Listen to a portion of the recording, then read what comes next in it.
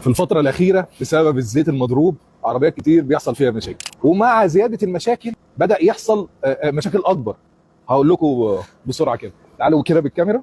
بصوا يا جماعة، العربيات الام جي من العربيات الحساسة جدا لأي مشكلة، وفي نفس الوقت العربيات ديت بتبقى ليها معاملة خاصة في ضبطة التقسيمة بتاعتها بعد حل المشكلة.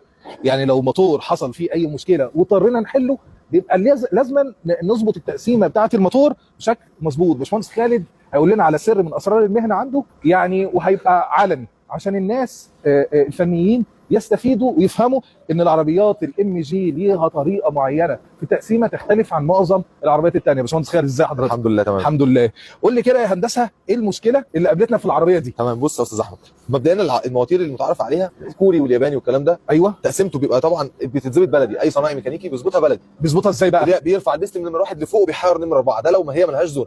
حلو، تمام، وبيظبط على كده. فالعربيات دي لما بتروح لاي حد هو مش عارف تقسيمتها ازاي، يبدا يظبطها بلدي. تمام، بيظبطها على الطريقه التقليديه اللي احنا كلنا عارفينها.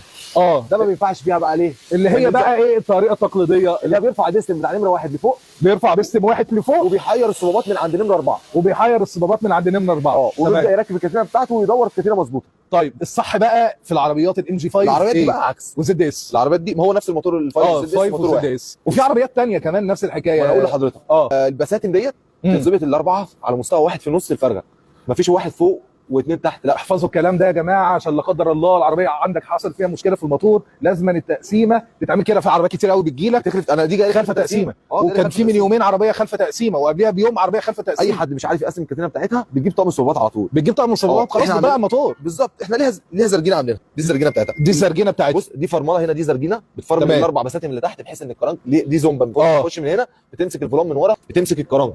تمام، عشان بتفرمله عشان ما ياخدش سنه تقديم او سنه تاخير. حلو قوي، حلو الكلام. بالنسبه لفوق بقى، في زومبتين في الكامه. حلو، الزرجينه بتركب فيهم، بتمسك الكامتين برضه. حلو، لان التروس ديت تمام زونب، يعني ملهاش ظابطه، اصلا لازم بتتظبط بالزرجينه بتاعتها. حلو، ولو فيها سنه صغيره خلفه مقدمه او مؤخره، بتنور لانت التشيك انجن، وبتسجل طبعا حساسيه الفي في. وطبعا بقى المشاكل بقى اللي وراها خلفه طبعا اكتر من سنه واحده طبعا بتعوج صبابات. ما هو كله بيظبط التقسيمه على الوضع العادي، هو مش عارف تقسيمتها ازاي، فبيبدا يظبطها على الطريقه التقليديه اللي هي غلط.